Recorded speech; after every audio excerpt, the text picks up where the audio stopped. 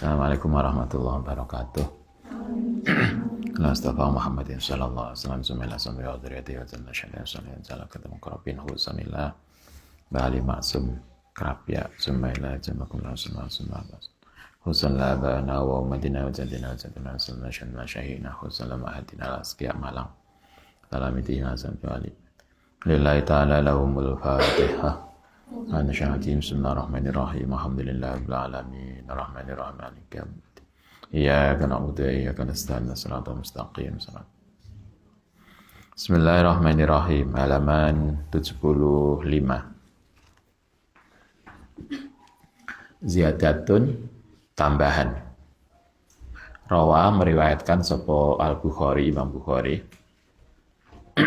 ada hadis ini man shalla alayya inda qabri wakalallahu biha malakan. Man sapane wong, siapapun orang shalla yang baca salawat alayya kepadaku inda qabri di sisi kuburku.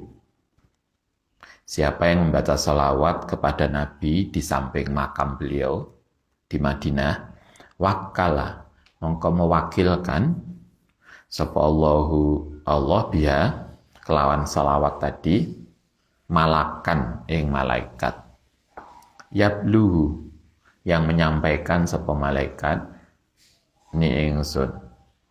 Jadi setiap salawat itu akan ada malaikat yang membawa yang akan disampaikan ke Nabi. Kemarin masih ingat juga hadis sebelumnya dari Ibnu Mas'ud dikatakan Allah itu punya mengutus malaikat yang tugasnya keliling dunia untuk mencari orang yang baca salawat, dan salawat itu akan didata kemudian disampaikan ke Nabi.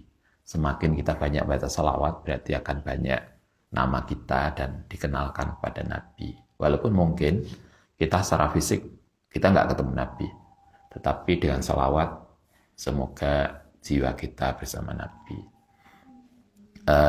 Ini juga ada hadis mengatakan siapa yang membaca salawat di samping makamku, maka Allah akan mengutus malaikat yang akan menyampaikan salawat itu kepadaku. Itu satu. Wa kufiya lan dicukupi apa amru dunyahu perkara dunianya.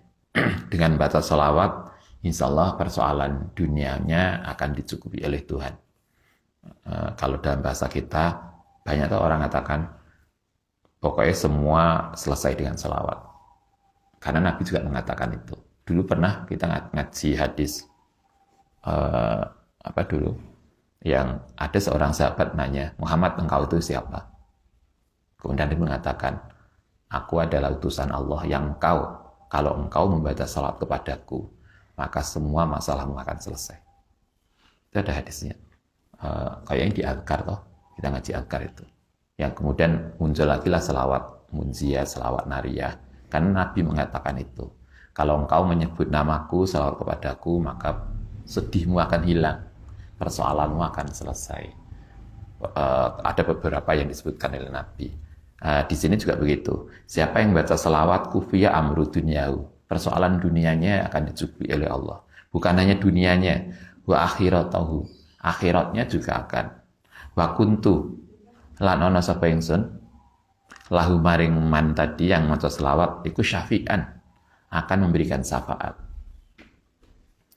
au syahidan atau menjadi saksi yaumul kiamati. Berarti ini fadilahnya selawat. Hanya kalau di sini dikatakan selawat itu dibaca di sisi makam Nabi di Masjid Nabawi. Fadilahnya satu, selawat itu akan disampaikan kepada Nabi. Yang kedua, insya Allah urusan dunia dan akhirat kita insya Allah dimudahkan oleh Allah. Yang ketiga, kanjeng Nabi akan menjadi syafaat, memberi syafaat kita nanti di akhirat. Walaupun mungkin sekarang kita belum bisa membaca selawat di samping makam Nabi, tapi setidaknya kita bisa baca di sini. Semoga nilainya sama. Ini hadis ini diriwayatkan oleh Imam Bukhari. Walakin huna, tetapi di sana syirmidatun ada sekelompok orang minan nasi saking manusia, wa haula'i utawi mereka sirmidatun tadi iku hum alladzina hakaina, yaitu orang-orang alladzina hakaina yang telah aku ceritakan, anhum saking mereka, mana aziyadatil kuburi, orang yang mencegah melarang ziarah kubur. Mana'u juga mencegah ziarah tahu ing ziarah kubur Nabi. Tapi walaupun ada banyak hadis yang menjelaskan tentang fadilah ziarah kubur, juga apalagi kuburnya Nabi, ada juga orang-orang yang melarang ziarah kubur secara umum. Bahkan ziarah kubur ke Nabi aja nggak boleh. Anda masih ingat dulu kubur Nabi mau dibongkar karena dianggap syirik yang oleh kelompok Saudi. Karena itulah kemudian Mbah Hasim mengutus Mbah Wahab Absullah untuk melobi agar kubur Nabi tidak dibongkar.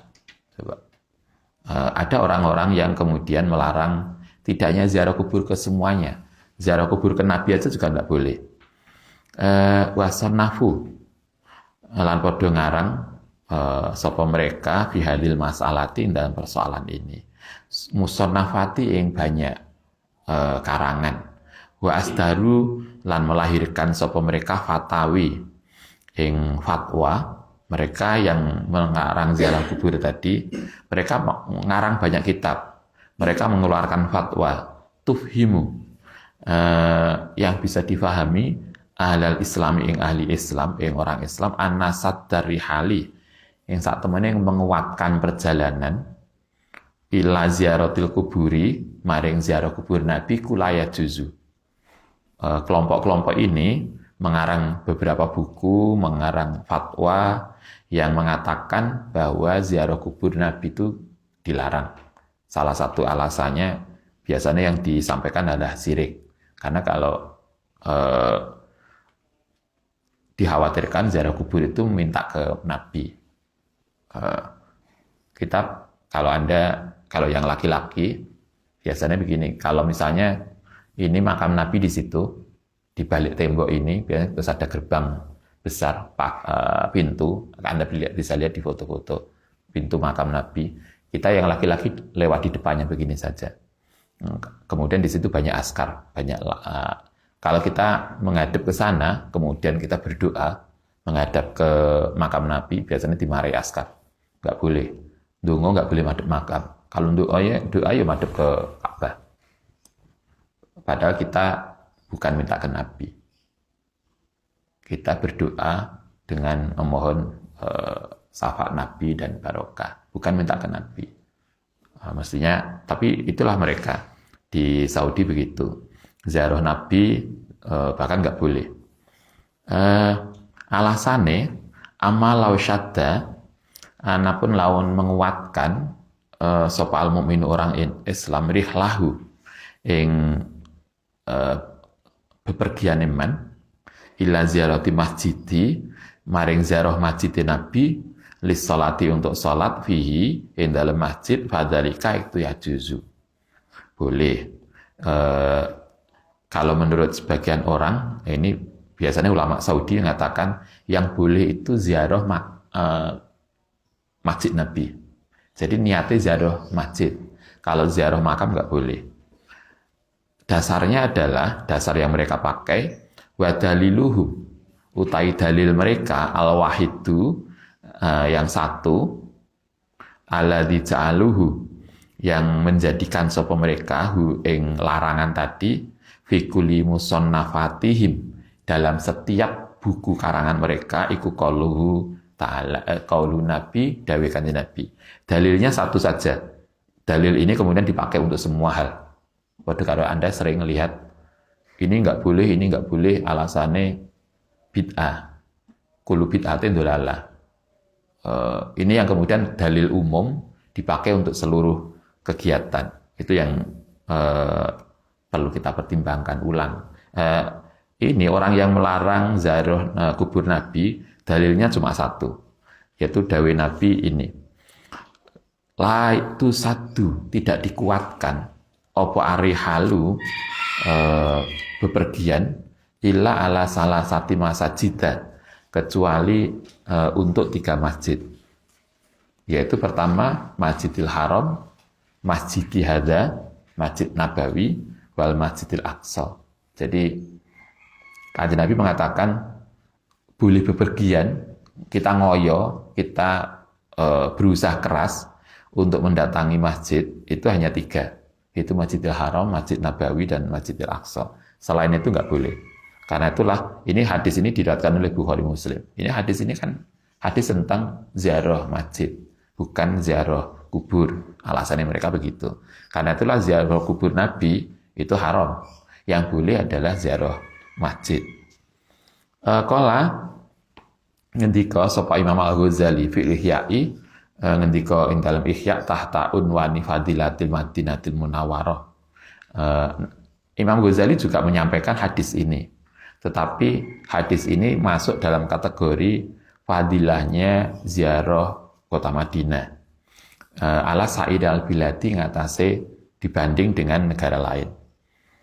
Waqad dhahaba lan teman-teman berpendapat sapa ba'dul ulama'i, sebagian ulama ila istidlali maring mengambil dalil bihadal hadisi, yaitu la tusaduri halu ila salasati masajida fi ma'anin fil man'i ing dalem melarang minarihlati saking bepergian li ziarati untuk ziarah al-musyahidi al-masyahidi wa kuburi ulama'i lan kuburi ulama wa solihati lan orang-orang baik wa malan barang tabayani yang telah jelas li kepadaku anal amro saat temene perkara iku kadzalika bal ziyaratu annapun utawi ziarah iku makmuratun, diperintahkan biya kelawan ziarah. Kala ngendika kalau menurut Mbah Maksum, hadis tadi tidak bisa dijadikan alasan untuk melarang ziarah kubur Nabi.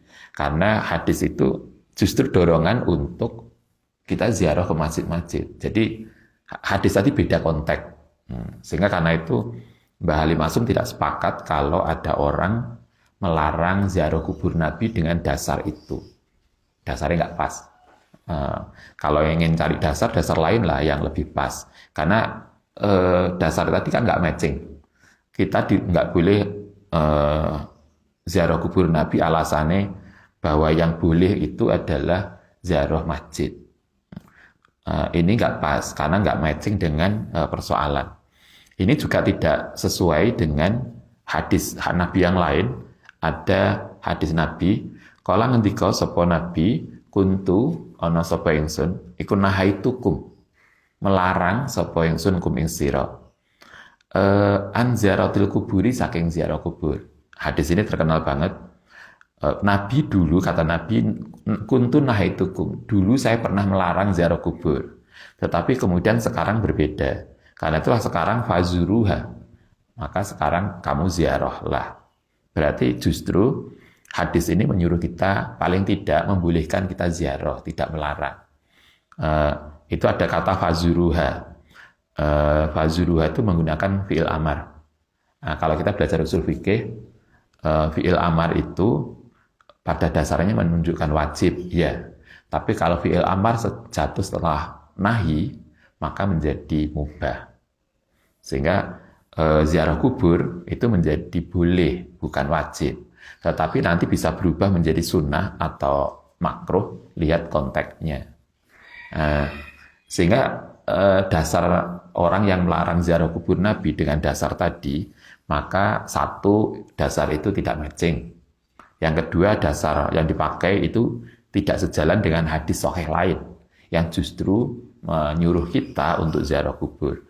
Wala takulu, dan tidak ngucap sapa sira hujrun, sesuatu yang kasar. Bahkan kemudian Nabi melarang kalau ada orang ziarah kubur itu kita tidak boleh mengecam mereka. Bahkan kalau di sini wala takulu hujrun itu mengusir aslinya. Jadi nggak boleh mengata-ngatai orang yang ziarah kubur selama mereka tidak meminta ke kuburan itu, kita tidak boleh mengusir mereka. Hadis tadi yang larangan ziarah kubur Nabi itu juga, Anda masih ingat pertemuan sebelumnya, itu bertentangan dengan satu perilaku para keluarga Nabi.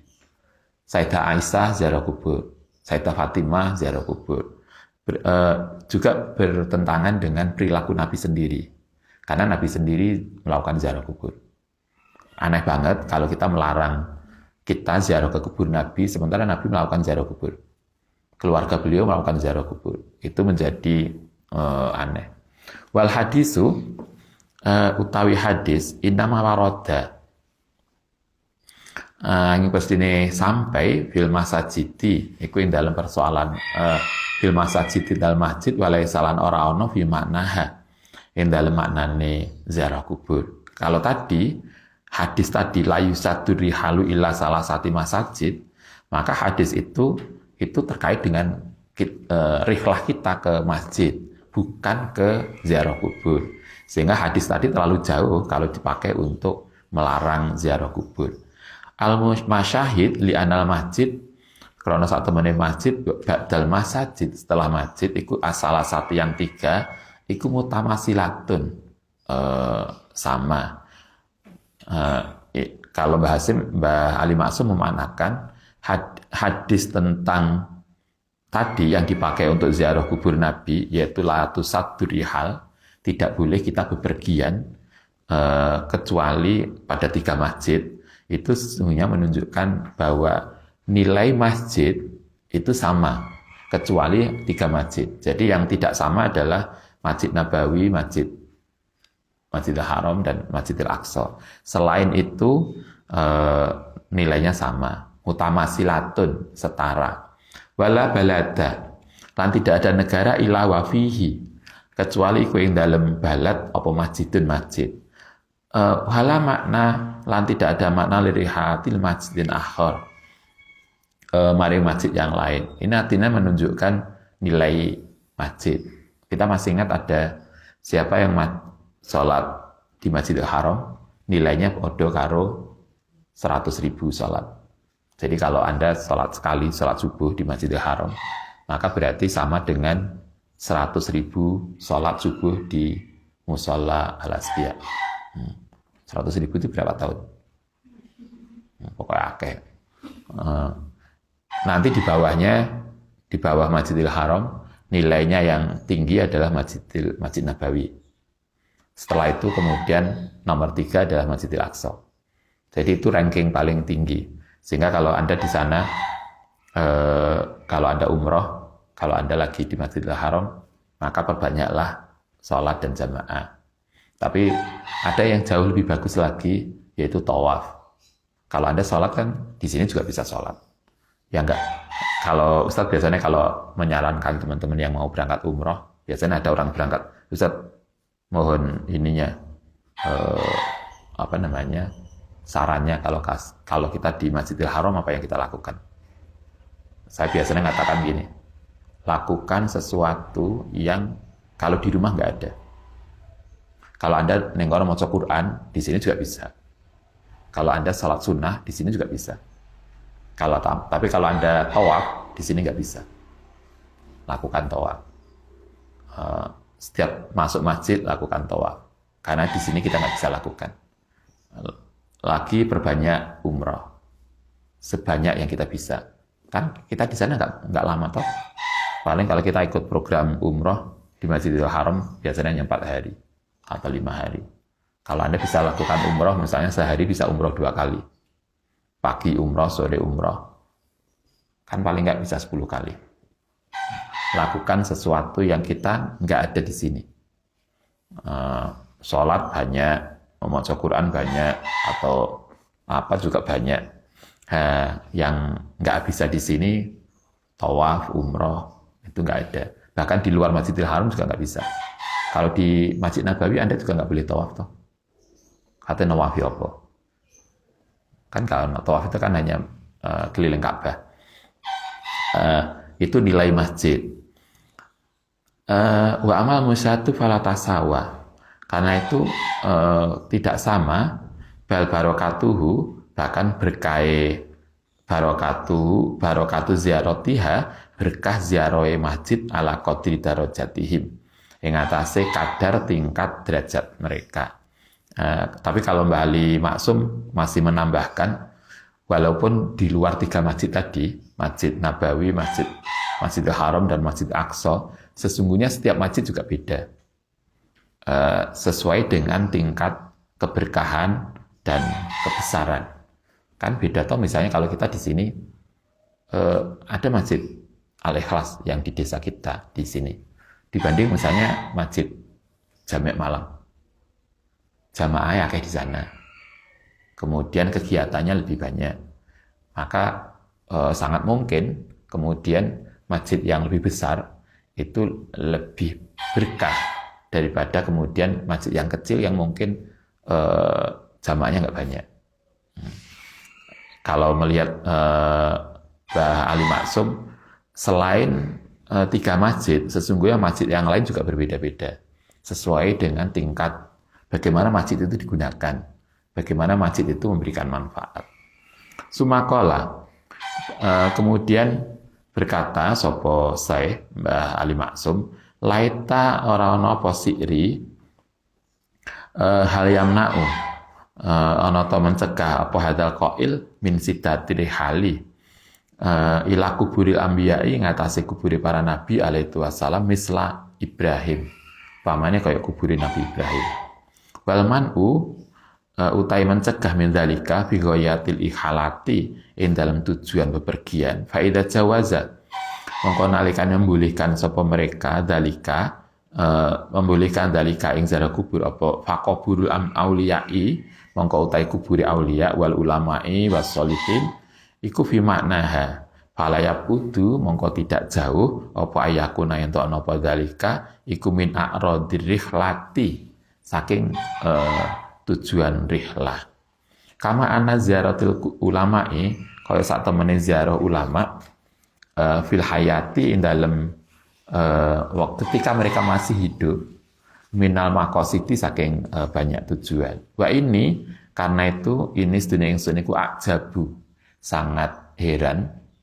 Suma ajabu juga heran ayah hama ento bisa memahami sapa zu aklin orang yang pinter mana yang mencegah ziarah tahu ing ziarah kuburin Nabi fi hadal hadisi saking hadis ini ma'a fahmi jawazi sadri hali sartane pemahaman bolehnya bepergian ilal madinati maring Madinah al munawwarati yang munawwarah bi anwarihi kelawan cahayane Nabi li ajli salati krana arai salat fil masjidi dalam masjid Nabi. Karena itu kata Mbak Ali Maksum sangat mengherankan kalau ada orang itu melarang ziarah kubur Nabi tapi membolehkan justru menyarankan ziarah Masjid Nabawi. Kalau kita ziarah Masjid Nabawi justru disarankan tapi ziarah kuburnya nggak boleh.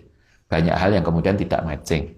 Yang kedua, yang terakhir kemudian dikatakan kita apa nggak sadar bahwa berkah Masjid Nabawi itu adalah karena nabinya, bukan karena masjidnya. Tapi kan karena nabinya. Kenapa kita itu di situ ada Masjid Nabawi menjadi barokah? Karena di situ ada Kanjeng Nabi. Kalau misalnya Nabi tidak di situ, apa Masjid Nabawi juga berkah? Enggak juga. Karena nabinya, bukan tempatnya. Masjidil Haram itu hebat karena disitulah ada Ka'bah. Masjid Aqsa itu hebat karena disitulah Nabi pernah menggunakan. Jadi kan nabinya. Kalau yang membuat berkah kemudian nggak boleh diziarah itu menjadi aneh banget. Innama ajibtu, aing pesine heran sapa ingsun suma ajibtu bidzalikal fahmi li anal masjida wi anal madinatul munawwarah karena sak temene Madinah al munawwarah Madinah itu bisa hebat, bisa menjadi barokah, itu karena bi anwarihi, kerawan barokah Kanjeng Nabi. Maka kang ora ana laha ayu kimatin dine yang luar biasa tidak ternilai ayu kimatin bainal biladi yang dalam di antara negara qoblal hijratihi sebelum Makana kang ora ana laha kedue Madinah Munawwarah gitu maksudnya ayu kimatin dine kebermaknaan bainal biladi antarane negara qabla hijratihi sebelum hijrah Nabi ilahi maring Madinah. Mbah Ali Maksum mengatakan kita cobalah Madinah itu kita perhatikan. Dulu Madinah sebelum ditempati Nabi itu Yasrib. Dan Yasrib tidak lebih dari kota yang lain. Tidak ada nilainya. Dia menjadi Madinah dan berkah karena Nabi pindah ke situ. Jadi Nabinya yang membuat hijrah, membuat Madinah dan Mekah itu hebat. Wahadal masjidu utai masjid Al-Karim yang mulia iku masjid Kanjeng Nabi laula idhofatuhu lamuno ora ono karena Nabi disandarkan ke martabat Nabi alaihi salatu wassalam lakana mongko yakti ono apa masjid Nabawi iku kakuli masjidin seperti masjid yang lain. Begitu juga Masjid Nabawi. Masjid Nabawi itu kalau tidak ada jasad Nabi di situ, maka Masjid Nabawi tidak lebih dari masjid yang lain. Tidak mempunyai nilai yang tinggi. La fadla lahu, yang tidak mempunyai keutamaan lahu maring masjid ala ayi masjidin, melebihi masjid yang lain. Min masajidid dunya dibanding masjid-masjid yang lain. Jadi artinya Masjid Nabawi itu menjadi berkah karena ada jasad Nabi. Karena itu kalau kemudian kita dilarang ziarah kubur Nabi, tapi boleh ziarah ke Masjid Nabi, itu menjadi aneh. Justru itu kita akan dapat kulitnya, tetapi tidak dapat substansinya. Karena substansi keberkahan Masjid Nabawi itu ada pada Nabinya, bukan pada masjidnya. Karena beliaulah kemudian Masjid Nabawi menjadi berkah. Karena itulah mestinya kita ziarah ke substansinya, bukan sekedar ke tempatnya. Baik. Al-Fatihah.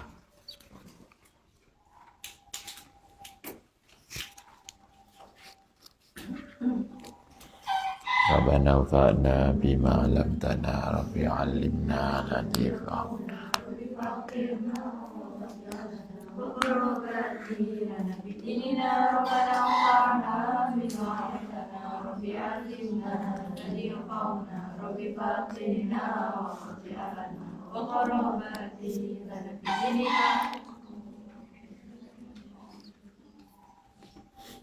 Assalamualaikum warahmatullahi wabarakatuh.